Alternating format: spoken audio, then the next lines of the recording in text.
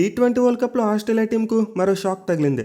నిన్న క్యాండీ వేదికగా జరిగిన మ్యాచ్లో శ్రీలంక టీం ఆస్ట్రేలియా టీంను 8 వికెట్ల తేడాతో ఘోరంగా ఓడించారు. నిజంగా ఒక మైండ్ బ్లోయింగ్ రికార్డ్ బ్రేకింగ్ చేస్తూ శ్రీలంక టీం ఆస్ట్రేలియా టీంను ఆల్మోస్ట్ నాకౌట్ చేసిందని చెప్పుకోవాలి. అంటే కంగారుల టీం ఇప్పుడైతే టీ20 వరల్డ్ కప్ నుండి ఇంటికి వెళ్ళిపోయినట్టే.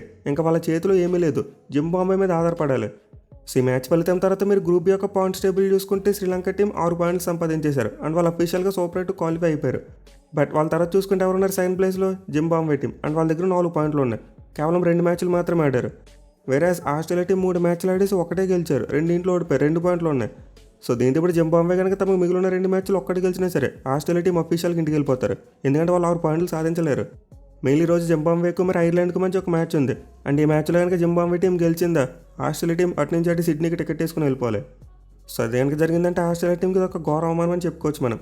ఎందుకంటే వాళ్ళు బయలాటరల్ సిరీస్లో ఎలా అన్నప్పటికీ ఐసీసీ టోర్నమెంట్స్ అనగానే రెచ్చిపోయి ఆడతారు, ఆ రిప్యుటేషన్ ఉంది. పర్టికులర్గా వాళ్ళు టీ20 వరల్డ్ కప్లో వన్ ఆఫ్ ది ఫేవరెట్స్గా బరిలోకి దిగారు.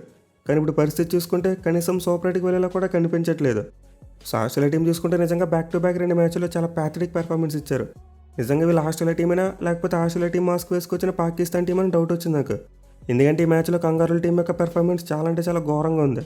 మెయిన్ వాళ్ళకి బ్యాటింగ్లో ఒక దద్దరిల్లిపై స్టార్ట్ వచ్చింది. ఓపెనర్స్ ఇద్దరు హాఫ్ సెంచరీస్ కొట్టేశారు, అది కూడా ఆల్మోస్ట్ 200 స్ట్రైక్ రేట్తో బ్యాటింగ్ చేశారు. బట్ ఆ తర్వాత చూసుకుంటే ఆస్ట్రేలియా టీం ఘోరంగా కొలాప్స్ అయింది. 77 రన్స్ డిఫరెన్స్లో 10 వికెట్లు కోల్పోయారు. దీంతో ఈజీగా 200 కొట్టేస్తారు అనుకున్న టీం 181 దగ్గర ఆపి మూమెంటంను కోల్పోయారు. అండ్ దాని టార్గెట్ డిఫెండ్ చేసుకునే విషయంలో చూసుకుంటే స్టార్టింగ్లో ఒక వికెట్ వచ్చింది. బట్ ఆ తర్వాత శ్రీలంక టీం కంప్లీట్లీ డామినేట్ చేసి పడేసింది. పర్టికులర్గా ది మ్యాన్ పాతుమ్ నిసాంక ఒక మైండ్ బ్లోయింగ్ సెంచరీ కొట్టి శ్రీలంక టీంను ఒంటి చేత్తో గెలిపించాడు. ఇన్ఫాక్ట్ శ్రీలంక టీంకి ఒక బిగ్గెస్ట్ విన్ అని చెప్పుకోవచ్చు మనం. మెయిన్ ఆస్ట్రేలియా టీం మీద వాళ్ళకి ఎక్కువ విజయాలు వరల్డ్ కప్స్లో చూసుకుంటే, వన్డే వరల్డ్ కప్లో చూసుకుంటే ఒక్కసారి మాత్రమే ఆస్ట్రేలియా టీంని డిఫీట్ చేశారు, 1996 వరల్డ్ కప్ ఫైనల్. వేరే టీ20 వరల్డ్ కప్స్లో చూసుకుంటే ఈ మ్యాచ్ కంటే ముందు ఒక్కసారి మాత్రం వాళ్ళు డిఫీట్ చేశారు. 2009 సంవత్సరంలో మొట్టమొదటిసారి టీ20 వరల్డ్ కప్లో శ్రీలంక టీం ఆస్ట్రేలియా టీంని డిఫీట్ చేసింది. బట్ ఆ తర్వాత చూసుకుంటే వరల్డ్ కప్స్లో ఎప్పుడు కూడా శ్రీలంక టీం ఆసీస్ టీంను డిఫీట్ చేయలేకపోయింది. వాళ్ళు ఇప్పుడు ఆల్మోస్ట్ మళ్ళీ 17 ఏళ్ల తర్వాత వరల్డ్ కప్స్లో ఆస్ట్రేలియా టీంని డిఫీట్ చేశారు. విచ్ మీన్స్ ఈ విజయం వాళ్ళకి ఎంత స్పెషల్గా మారుంటుందో మనం అర్థం చేసుకోవచ్చు. అండ్ ఆల్సో ఓవరాల్గా చూసుకున్న వన్డే మరియు టీ20 వరల్డ్ కప్స్లో ఆస్ట్రేలియా టీం మీద శ్రీలంక టీంకి ఇది కేవలం 3వ విక్టరీ మాత్రమే. సో ఆస్ట్రేలియాకి ఎగెనెస్ట్గా లాస్ట్ మ్యాచ్లో జింబాబ్వే అలాంటి రికార్డ్ క్రియేట్ చేసింది, శ్రీలంక టీం కూడా అలాంటి రికార్డు క్రియేట్ చేసింది. చాలా కాలంగా ఆస్ట్రేలియాకి ఎగెనెస్ట్గా పసుకొనాలు కొన్ని 2 టీంలు ఇప్పుడైతే ఆస్ట్రేలియా టీంకి షాక్ ఇచ్చారు. కేవలం ఒక 4 డేస్ గ్యాప్లో ఆస్ట్రేలియా టీంకు భయంకరమైన షాక్లు ఇచ్చారు. At the same time T20 world కప్స్లో చూసుకుంటే for the first time Australia team ఇంత పెద్ద టార్గెట్ని డిఫెండ్ చేసుకోలేకపోయింది. అంటే వాళ్ళు ఈ మ్యాచ్లో కొలాప్స్ అయినప్పటికీ 181 పరుగులు స్కోర్ కొట్టారు. అండ్ గతంలో వాళ్ళు ఇప్పుడు కూడా 180+ స్కోర్ కొట్టినప్పుడు ఓడిపోలేదు. కానీ for the first time Australia team T20 world కప్స్లో 180+ టార్గెట్ని డిఫెండ్ చేసుకోలేకపోయింది. At the same time Sri Lanka team చూసుకుంటే ఇంత పెద్ద టార్గెట్ని చేసి చేయడం ఇదే మొదటిసారి వాళ్ళకి టీ20 వరల్డ్ కప్స్లో. అసలు ఈ మ్యాచ్లో అయితే ఎప్పుడు చూడడానికి కొన్ని అరుదైన రికార్డులు నమోదయ్యాయి. నిజంగా ఒక మైండ్ బ్లోయింగ్ చేస్తూ శ్రీలంక టీం ఆస్ట్రేలియా టీంను పూర్తిగా డామినేట్ చేశారు.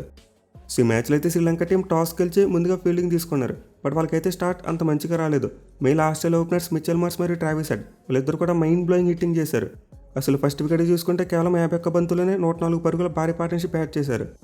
సో ఈ మ్యాచ్లో అయితే Australia regular captain Mitchell Marsh తిరిగి కంబ్యాక్ ఇచ్చాడు. అంటే ఫస్ట్ 2 మ్యాచ్లో అతను ఆడలేదు, బట్ ఈ మ్యాచ్లో మాత్రం టీంలోకి వచ్చాడు అండ్ ఒక మైండ్ బ్లోయింగ్ హాఫ్ సెంచరీ కొట్టాడు. వేరే ట్రావిస్ హెడ్ చూసుకుంటే అతను కూడా చాలా మంచి ఫామ్లో కనిపించాడు, 29 బంతుల్లోనే 56 పరుగులు కొట్టేశాడు. సో దీంతో ఆస్ట్రేలియా టీంకు అద్భుతమైన స్టార్ట్ వచ్చింది. వాళ్ళు ఓవర్కి ఆల్మోస్ట్ 12 పరుగులు చొప్పున కొడుతూ వెళ్ళిపోయారు. ఎస్పెషల్లీ లాస్ట్ మ్యాచ్లో జింబాబ్వే టీం ఓడిపోయిన కసి ఈ మ్యాచ్లో కనిపించింది. దీంతో ఈజీగా 220 ఈవెన్ 230 కూడా కొడతారేమో అనిపించింది ఒక పాయింట్ ఆఫ్ టైంలో. బట్ ఎప్పుడైతే దుషాన్ అహ్మద్ ట్రావిస్ హెడ్ వికెట్ తీశాడో అక్కడ నుండి ఆస్ట్రేలియా టీం యొక్క పతనం మొదలైంది. ఆ తర్వాత వాళ్ళు వరుస పెట్టి కొలాప్స్ అయిపోయారు. మెయిన్లీ మ్యాచ్లో ఆస్ట్రేలియా టీం ఒక బ్లండర్ చేసింది. అదేంటంటే లాస్ట్ మ్యాచ్లో వాళ్ళకి జింబాబ్వే టీం ఎవరు మంచిగా ఆడారు? మ్యాట్ రాన్షా. మిగతా బ్యాట్స్మెన్ అంతా ఫెయిల్ అయిన చోట అతను ఒక హాఫ్ సెంచరీ కొట్టాడు. కానీ ఈ మ్యాచ్లో అతను పక్కన పెట్టేశారు. మిచెల్ మార్ష్ని టీంలోకి తీసుకురావాలి కరెక్ట్, బట్ లాస్ట్ మ్యాచ్లో హాఫ్ సెంచరీ కొట్టిన ప్లేయర్ని పక్కన పెట్టేస్తే అది ఎంత పెద్ద బ్లండర్. మెయిన్లీ ప్రజెంట్ ఆస్ట్రేలియా టీంకి మిడిల్ ఆర్డర్లో మంచి ఫామ్లో ఉన్న ప్లేయర్ అతను ఒక్కడే. కానీ ఈ మ్యాచ్లో అతను పక్కన పెట్టేశారు అండ్ ఇది క్లియర్లీ వాళ్ళకి బిగ్గెస్ట్ కొలాప్స్కి దారి తీసింది. ఎందుకంటే హెడ్ అవుట్ అయిన తర్వాత వెంటనే క్యామరూన్ గ్రీన్ అవుట్, అలాగే తర్వాత మిచెల్ మార్ష్ అవుట్ అయిపోయాడు అండ్ దాని తర్వాత టిమ్ డేవిడ్ అతను కూడా అవుట్ అయిపోయాడు. అసలు ఆస్ట్రేలియా టీం మీద matter of 26 runs 4 important wickets కోల్పోయారు.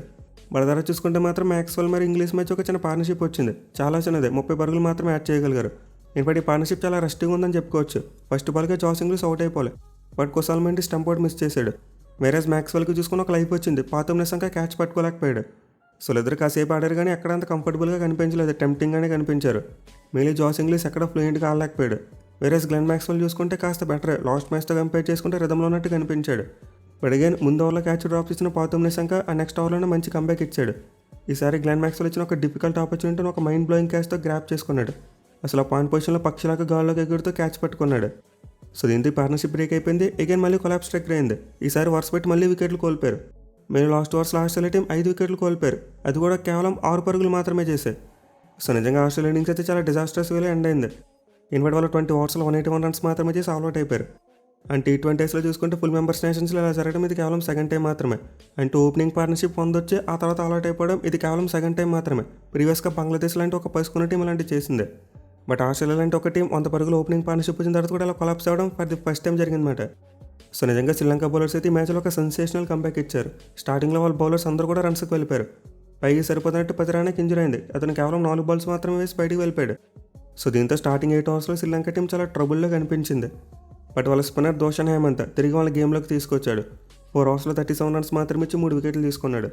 అండ్ అతనికి సపోర్ట్గా మిగతా స్పిన్నర్స్ తీక్షణ వాళ్ళలాగే మరి కమిండి మిడిల్స్ ముగ్గురు కూడా చాలా మంచిగా బౌలింగ్ చేశారు. సో శ్రీలంక స్పిన్నర్స్ అయితే కలిసికట్టుగా బౌలింగ్ చేసి ఆ టీం కంబ్యాక్ చేసేలా చేశారు. అండ్ మధ్యలో దుష్మంత చమర్ కూడా 2 క్రూషియల్ వికెట్స్ తీసుకున్నాడు. ఇంగ్లీష్ మరియు స్టాయినిస్ అతను అవుట్ చేశాడు. సో మొత్తం మీద ఫస్ట్ 10 ఓవర్స్లో చాలా పూర్గా కనిపించిన శ్రీలంక బౌలింగ్ నెక్స్ట్ 10 ఓవర్స్లో మాత్రం అద్భుతంగా మారిపోయింది.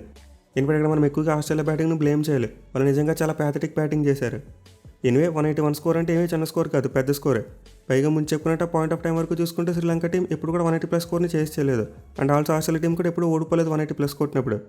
బట్ ప్రాబ్లం ఏంటంటే Australia team negative frame of మైండ్లోకి వెళ్ళిపోయారు. వాళ్ళ మొమెంటం కంప్లీట్లీ లాస్ అయిపోయారు. సో దీనివల్ల శ్రీలంక టీం చాలా ధైర్యంగా టార్గెట్ని చేసింది. ఈవెన్ దో స్టార్టింగ్లో కుశాల్ పెరేరా తొందరగా అవుట్ అయిపోయినప్పటికీ ఆ తర్వాత నిశాంక మరియు మెండిస్ వాళ్ళిద్దరి మధ్య ఒక మైండ్ బ్లోయింగ్ పార్ట్నర్షిప్ వచ్చింది. ఇద్దరు కలిసి 2వ వికెట్కి 66 బంతుల్లోనే 97 పరుగులు పార్ట్నర్షిప్ యాడ్ చేశారు. సో రియల్లీ పార్ట్నర్షిప్ అయితే శ్రీలంక టీంకి చేసింగ్లో ఒక మంచి ప్లాట్ఫామ్ సెట్ చేసింది.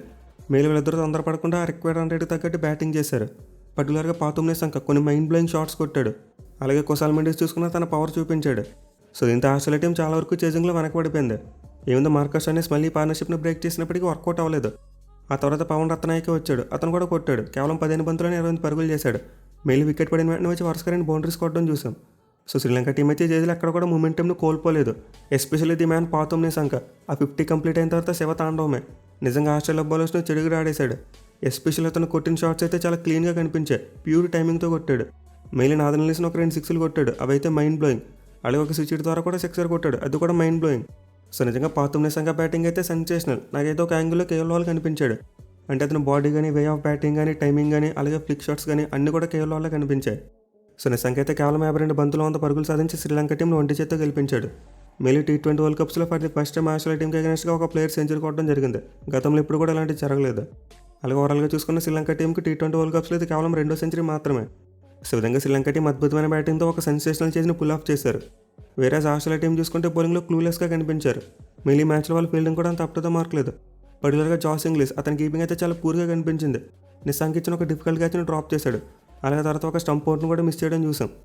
ఇక బౌలర్స్ విషయానికి వస్తే అందరూ కూడా రన్స్కి వెళ్ళిపోయారు. ఎవరు కూడా సరిగ్గా బౌలింగ్ చేయలేకపోయారు. స్టాయినిస్ 2 వికెట్లు తీసినప్పటికీ అతను కూడా 46 రన్స్ ఇచ్చాడు. Mail Australia captain Mitchell Marsh తన బౌలర్స్ని సరిగ్గా రొటేట్ చేయలేదేమో అనిపించింది. సో రియల్లీ మ్యాచ్లో అయితే ఆస్ట్రేలియా టీం యొక్క టాక్టిక్స్ చాలా అంటే చాలా పూర్గా కనిపించాయి. వాళ్ళు మ్యాట్ రన్షాని పక్కన పెట్టడం ఒక బిగ్ మిస్టేక్. అండ్ దెన్ వాళ్ళకి స్టీవ్ స్మిత్ కూడా టీంలోకి వచ్చాడు. అంటే జాస్ హెజ్ల్వుడ్ ప్లేస్లో అతను స్క్వాడ్లోకి యాడ్ చేసుకున్నారు. బట్ ఈ మ్యాచ్లో అతను ఆడించలేదు. ఇన్ఫాక్ట్ ఆస్ట్రేలియా టీం కోపర్ కొనెల్ ప్లేస్లో మెట్ రన్స్ని ఆడించుంటే సరిపోయేది. వాళ్ళకి బౌలింగ్ రెడీ తిరిగి మరి ఆప్షన్ కావాలనుకుంటే క్యామరూన్ గ్రీన్ ఉన్నాడు. సో విధంగా ఈ మ్యాచ్లో అయితే ఆస్ట్రేలియా టీం ముసుగేసుకొచ్చిన పాకిస్తాన్ టీంలో పెర్ఫామ్ చేశారు.